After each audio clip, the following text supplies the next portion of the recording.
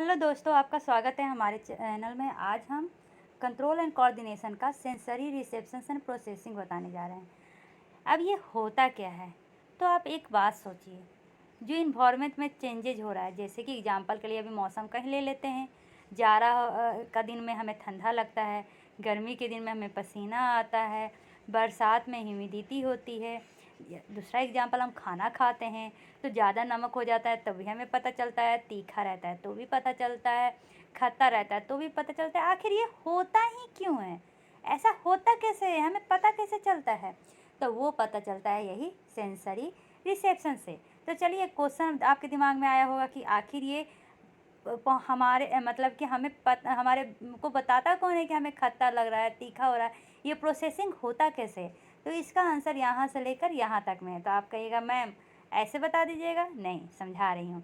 ये जो हमारा सेंसरी ऑर्गन है, तो कितने तरह के सेंसरी ऑर्गन होते हैं? तो मेनली 5 तरह के होते हैं।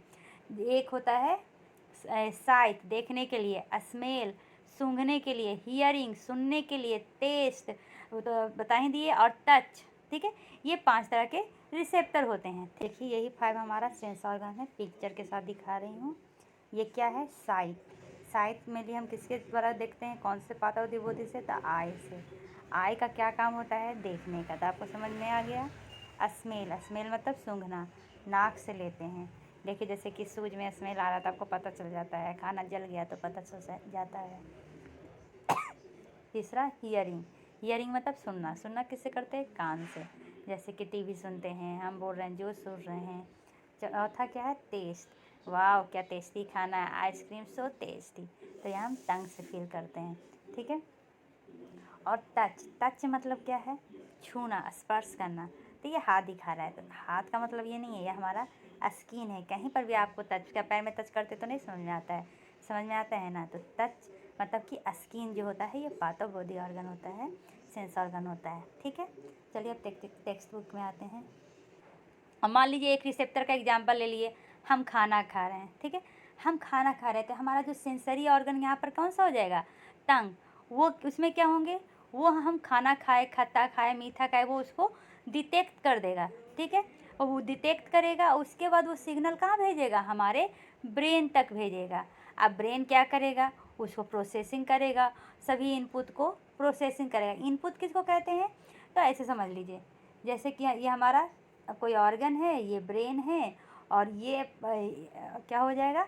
एक और ऑर्गन हो जाएगा। ठीक है, तो यहाँ से जो ब्रेन तक जा रहा है उसको इनपुट कहते हैं। अब ब्रेन अपना प्रोसेसिंग जहाँ पे बता रहा है उसको आउटपुट कहते हैं। ठीक है, तो सिग्नल चला गया ब्रेन तक, वो जो इनपुट गया उसको ब्रेन क्या करेगा? प्रोसेसिंग करेगा और उस पर एनालिसिस करेगा।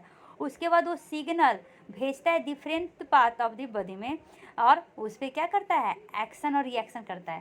तो आप सोच रहे होंगे खाना में ऐसा क्या होगा? तो जैसे एग्जांपल बता रही हूँ, तीखा लगता है। तीखा लगता है, जब आप मिर्ची खाते हैं, तीखा लगता है, वो ब्रेन तक पहुँचेगा, अरे ये मिर्ची खा रही है, बहुत तीखा है, बहुत तीखा है। तो आपका मुंह ऑटोमेटिक क्या करने लगता है? करने लगता है ना। बचाओ क्या वो हो रहा है? प्रिवेंटिव मेजर स्टार्ट कर रहा है ना। तो इनपुट क्या हो गया?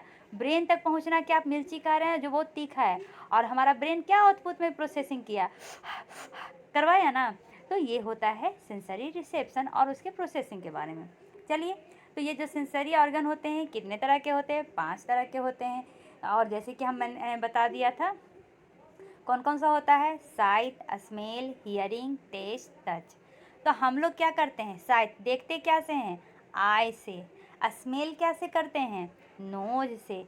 सुनते क्या से हैं? ईयर से। टेस्ट कैसे लेते हैं? टंग से। टच कैसे करते हैं? तो स्किन से। तो ये सब क्या हो जाएगा? सेंस ऑर्गन हो जाएगा। और जो हमारा ब्रेन है उसको रिसीव करता है, इंटरप्रिटेट करता है, और वो फिर उस पर रिएक्ट करता है। ठीक है, तो अब चलिए बुक से पढ़ते हैं। नोज। नोज क्या था? नोज से हम क्या करते हैं? सांस लेते हैं। तो सांस लेते हैं तो ये क्या हो जाएगा? स्मेल का रिसेप्टर होता है। तो देखते हैं, ये कभी कभी क्या होता है, ठंडा के दिन में या गर्मी के दिन में ज़्यादा पॉल्यूशन ज़्यादा होता है, तो आपके नाक में खुत्ती बैठ जाता है जिसको आप साफ़ करते हैं। तो इसमें कैसा रिसेप्टर रहता है? म्यूकस कोटेड रिसेप्टर रहता है। आखिर ये रहता क्यों है? म्यूकस कोटेड रिसेप्टर रहता है, उसके बाद हेयर रहते हैं। ये सब जो इन्वायरमेंट में गंदगी है उसको छानने का काम करता है, और शुद्ध एयर को ही अंदर तक भेजता है। ठीक है। तो इस रिसेप्टर को क्या कहते हैं, जिससे आपको स्मेल पता चलता है, तो उसको ऑल्फैक्टरी रिसेप्टर कहते हैं। क्या? Olfactory receptor. अब ये जो ऑल्फैक्टरी रिसेप्टर है ये मेनली ऑल्फैक्टरी एपिथेलियम से बना होता है, जिसमें 3 तरह के सेल होते हैं। कौन कौन सा 3 तरह का सेल होता है? तो एक होता है बेसल सेल, दूसरा सपोर्टिंग सेल, तीसरा olfactory receptor cell. Basal cell क्या है? स्टीम सेल की तरह काम करता है। अब स्टीम सेल का क्या काम है? जैसे कि कोई सेल मर गया तो उसको दोबारा वो बनाता है, ठीक है। तो ऑल्फैक्टरी रिसेप्टर सेल अगर कम हो गया तो ये फिर से उसको बनाता है। ये कंटिन्यूअस टर्न ओवर किया हुआ रहता है, कितना मरा कितना जिंदा हुआ वो उसको मेंटेन करके रखता है, ठीक है। तो 3 तरह का सेल समझ में आ गया। अब जो ऑल्फैक्टरी एपिथेलियम पे जो न्यूरॉन्स पर, आपको पता है ब्रेन तक सिग्नल कौन भेजेंगे? तो न्यूरॉन्स। तो हमारा ये टंग है, इस पर ऑल्फैक्टरी रिसेप्टर प्रेजेंट है, ठीक है। ये अपना इनपुट भेजेंगे ब्रेन को। यहाँ तक समझने में कोई भी प्रॉब्लम नहीं है। तो ये क्या किसके थ्रू भेजेंगे? न्यूरॉन्स के थ्रू भेजेंगे, और उसके बाद वो बाहर आ जाएगा हमारे टंग के पास। तो ठीक है। तो ये न्यूरॉन्स को जो ऑल्फैक्टरी एपिथेलियम पे प्रेजेंट होता है वो इन्वायरमेंट से लेके डायरेक्टली ऑल्फैक्टरी बल्ब तक रहता है। ऑल्फैक्टरी बल्ब क्या है? तो ये एक्सटेंशन है, ये जो ऑल्फैक्टरी बल्ब का एक्सटेंशन हमारे ब्रेन के लिम्बिक सिस्टम में होता है। अब ये जो हमारा नोज और टंग है, दोनों कैसे काम करते हैं? तो केमिकल्स के थ्रू काम करते हैं।